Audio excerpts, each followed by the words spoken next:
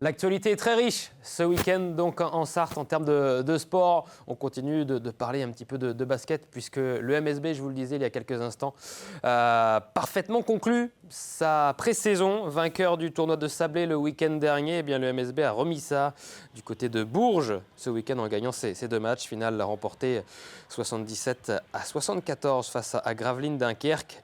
8 matchs amicaux, 7 victoires, une seule défaite. Les joueurs de Guillaume Vizade peuvent donc aborder le début du championnat avec confiance ce dimanche, malgré un premier déplacement très difficile face à l'un des favoris cette saison en Betclic Elite, l'Asvel. Voilà pour ce dernier mot de basket avec le trophée de Bourges glané par les Tangos. Un mot de moto également avec une belle nouvelle là aussi, donc avec l'écurie sartoise du CERT qui représente la marque Suzuki en endurance, qui a remporté ce week-end son 20e bol d'or. Une victoire qui permet à l'écurie sartoise donc d'être titrée championne du monde sur l'ensemble de la saison. Un titre que l'écurie Mancel n'avait plus remporté depuis 2 ans. Bravo aux pilotes, donc Greg Black, Étienne Masson et Edan Linfoot. Et bravo aussi à Damien Saulnier et à toute son équipe pour ce nouveau titre et ce nouveau bol d'or. Damien Saulnier qui sera d'ailleurs notre invité la semaine prochaine pour faire le bilan, revenir sur cette magnifique saison et parler également de l'avenir de l'écurie. Du football à présent, nouvelle journée de championnat de national pour les joueurs de Patrick Videra. Déplacement à Boulogne, ça avait mal débuté malheureusement pour les Manceaux. Ouverture du score de l'ancien joueur du Mans FC, Thibaut Rimbaud, dès la 5e minute de jeu. Thibaut Rimbaud qui va remettre ça pour son doublé à la 17e minute de jeu. 2-0, le score à la pause. Réaction des Manceaux en deuxième période sur cette dette de Damgay à la 54e minute de jeu.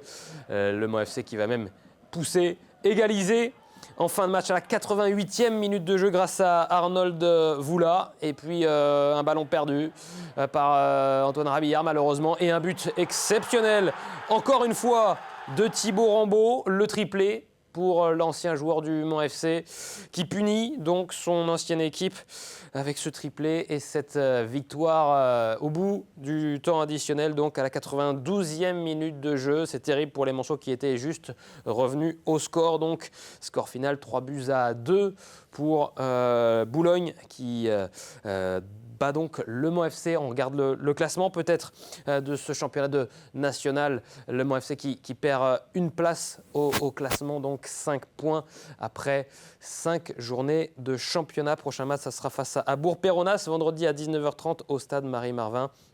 Et puis en bref, pour le foot féminin également, le premier match de la seconde ligue qui a eu lieu ce dimanche au stade Marie-Marvin a vu une défaite malheureusement du Mans FC face à l'OM, 4-3. On en parle dans quelques instants d'ailleurs avec notre prochain invité, Damien Bolini, le coach du Mans FC.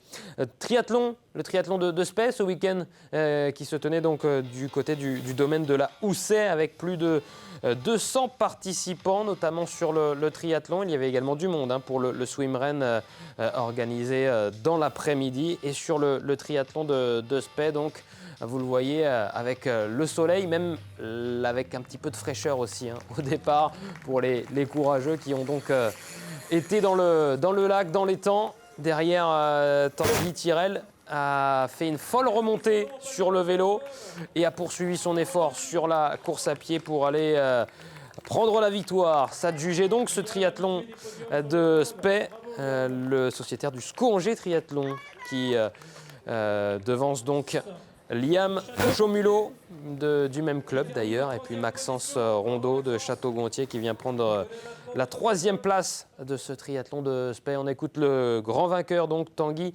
Tirel, après cette victoire. Je suis sorti assez loin en natation, à 9e à peu près à 2 minutes. Donc j'avais envie de faire un effort à vélo pour tenter de revenir et puis après voir ce que ça pourrait faire à pied. Donc j'ai rapidement vu que j'étais dans le coup à vélo. Je suis remonté sur la tête au bout du premier tour. Et donc j'ai essayé d'insister dans le deuxième tour, histoire de vraiment enfoncer le clou. Et donc j'ai posé le vélo à T2 sans trop savoir combien d'avance j'avais. Et finalement, je me suis rendu compte en partant à pied que j'avais un peu plus d'1 minute d'avance. Donc j'ai essayé de mettre un gros rythme sur la course à pied pour éviter que ça revienne. Et puis ça a tenu, je voyais que ça revenait pas. Donc très content de gagner. C'est mon premier podium ici en plus. Donc voilà, ça me fait une bonne préparation pour la fin de saison en longue distance à partir de la semaine prochaine à l'Aiguillon-sur-Mer. Donc voilà.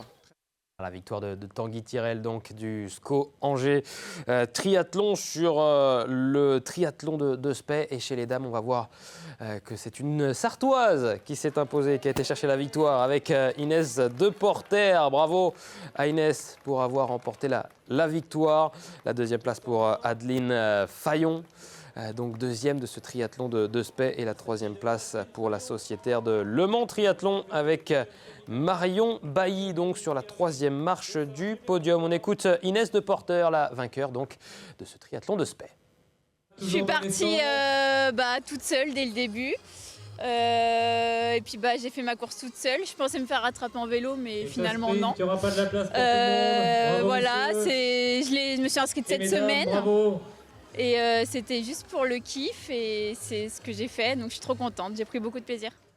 Inscription de dernière minute qui a donc vu la victoire de Inès Deporter. D'autres se sont inscrits en dernière minute sur le trail de l'antenne de Maillé également, avec plusieurs parcours proposés pour cette 6e édition de 100 coureurs. Au départ, donc là aussi sous le soleil de Maillé. On a vu les coureurs notamment sur le 12 km partir à 9h.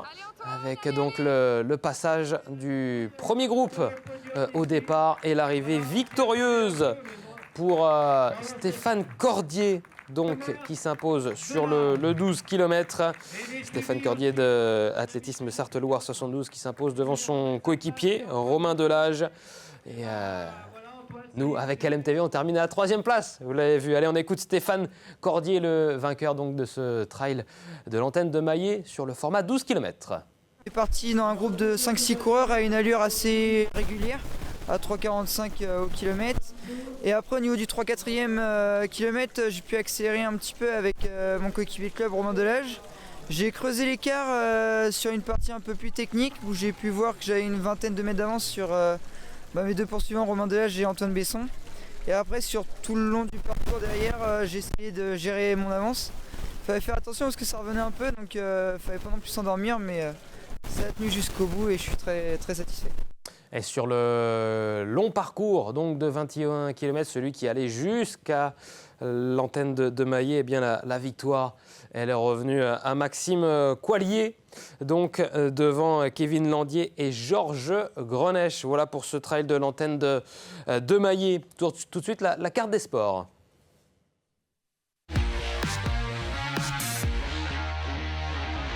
La carte des sports donc, avec un joli programme à suivre cette semaine. Et ce week-end en Sarthe, on commence avec du football. Ça se déroule au stade Marie-Marvin pour une nouvelle journée de championnat en national. Donc le Mans FC, je vous le disais il y a quelques instants, qui va défier Bourg-en-Bresse à partir de 19h30.